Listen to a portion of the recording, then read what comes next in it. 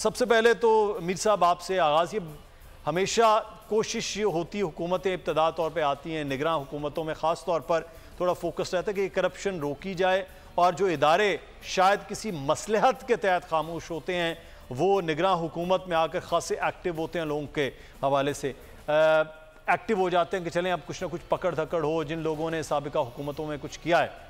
तो सर ये वाकई करप्शन के हवाले से एक जानिब हम ये देखते हैं कि कार्रवाइयाँ, दूसरी जानिब जो नैब के कवानीन जिसका सुप्रीम कोर्ट भी मामलात अब चल रहे हैं, ये दोनों पैरेलल चलने के बाद को करप्शन रोक पाए हम? बिल्कुल नहीं। देखें ना मुदस्सिर, जो भी केयर टेकर हुकूमत आती है वो इसी मामले में लग जाती है कि जो पिछले उनकी करप्शन कहाँ हुई हैं, कैसे हुई हैं, क्यों हुई हैं, और उसको रेक्टिफाई करने की कोशिश करते हैं। आज जैसे आपने देखा है कि कोर्ट ने मांगे कि भाई ये जो लॉज बनाए हैं और इसके बेनिफिशियरी कौन है, तो ये आप देखेंगे आगे क्या होता है। लेकिन देखें, करप्शन पूरी दुनिया में होती है, लेकिन दैट डजंट मीन कि हम भी करें।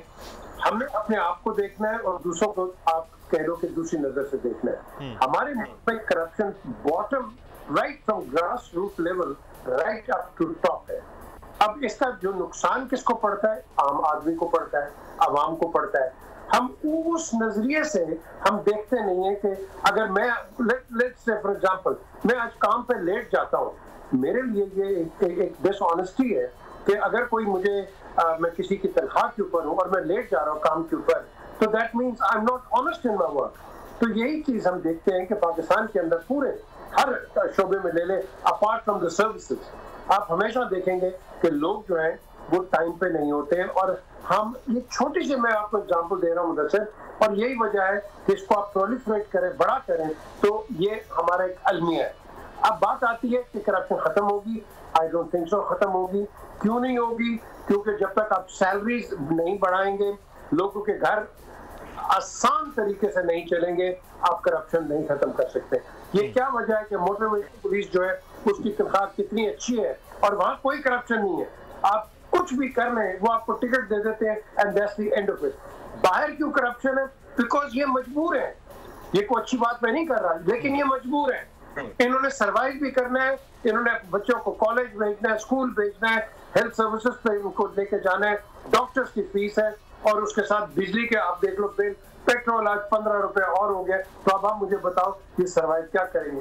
करप्शन तो अब आप देखोगे, करप्शन अब आप देखोगे, क्योंकि इस वक्त एक आम आदमी सर्वाइव नहीं कर सकता किसी तरीके से। आप देखते नहीं है कि जिस तरह आप ट्रैफिक लाइट पे खड़े और लोग खड़का रहे हैं, तो प्लीज हमें हमारी मदद करें। ये को खुशी से कोई नहीं आता। माना कई प्रोफेशनल्स हैं, लेकिन कई मजबूर भी हैं कि जो कि रोड पे आ गए हैं। तो द क्वेश्चन हियर अराइजेस कि ये जो इंटरिम गवर्नमेंट है, इसका काम है कि रेक्टिफाई करे जो हमारी शॉर्टकमिंग्स हैं, मार्केट को कंट्रोल करो, कंज्यूमर प्रोटेक्शन करो। जब तक ये छोटी छोटी चीजें नहीं करोगे, हम तो पता नहीं बड़ी बड़ी चीजों में उलझ जाते हैं। लेकिन बीजेपी साहब, इतना मुश्किल दौर में ये निगरान हुकूमत आई जिसको इलेक्शन करवाना है या मैनेजमेंट चलानी थी, वो तो खुद इतनी मुश्किल में है, इतने मुश्किल फैसले करके साबिका हुकूमतें जाती हैं, तो उनके पास तो वैसे भी इख्तियार उस तरह ना हो, तो इसका मतलब है मुश्किल मजीद मुश्किल रहेगी। बिल्कुल मुदस्सिर, देखिए ना, ये जो पीछे छोड़ के गए हैं सियाने थे, ये को पागल नहीं थे, इनको पता था कि आगे इकोनॉमिक हालात कैसे होंगे। तो इंस्टेड वो ब्लेम उस पे उन्होंने कहा जी थैंक यू वेरी मच, हम चलते हैं अब, बिकॉज इनफ इज इनफ। क्योंकि आगे तो जब आपके इलेक्शंस आएंगे, अब आप देखेंगे ये जितने भी इकट्ठे हुए थे ये सिर्फ एक आदमी के लिए हुए थे, अब ये तितर बितर हो गए, अब एक दूसरे पे तनकीदें शुरू हो गई हैं कि उन्होंने कहा जी ये उनकी पॉलिसी थी, हम तो थे नहीं। ये तो बातें शुरू हो गई हैं अब, क्योंकि ये जो बयानिया है ये अब आवाम के पास आएगा। क्या आवाम इसको खरीदेगी या नहीं खरीदेगी, वो भी वक्त आपको बताएगा। लेकिन at the end of the day आपने सही कहा कि इस वक्त जो हमारे फाइनेंशियल हालात है, हर एक के जो मर्जी आप ले लो, वो अच्छे नहीं है। अब इनको ठीक कैसे करोगे?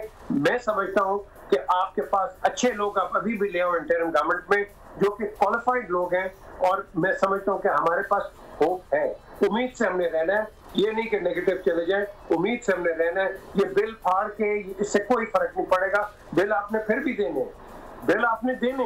वो इमरान खान ने भी बड़ा कहा था ना, फाड़ दो बिल, इवेंचुअली देने पड़े थे सबको। सो उस रास्ते पे मत जाएं आप एक स्टेट को सपोर्ट करें इस वक्त। और एक चीज है जो कि कई लोग इसे इख्तलाफ करेंगे या एग्री नहीं करेंगे, आप अपना टैक्स बेस बढ़ाएं।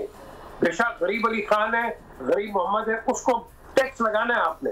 पूरी दुनिया के अंदर जब सोशल वेलफेयर स्टेट्स होते हैं उस पर टैक्स लगते हैं और उसके बाद फिर आपको सोशल वेलफेयर बेनिफिट्स मिलते हैं। हम तो करते नहीं, हम गरीब को गरीब कह देते हैं, उसको हम वो क्या कहते हैं, वो चैरिटी पे लगा देते हैं, लेकिन उसको हम उठाते नहीं है, हम उसको बड़ा नहीं करते कि अपने पैरों पे भी तुम खड़े हो जाओ। वो हमारी ऐसी कोई प्रॉब्लम नहीं है। बिल्कुल, ये बहुत ज़्यादा ज़रूरी है कि इस वक्त जो डायरेक्शन है वो इस जानिब हो कि रियासत को खड़ा करना है, इसकी आवाम को खड़ा करना है। सब्सक्राइब करें और बेल दबाएं ताकि कोई खबर रह न जाए।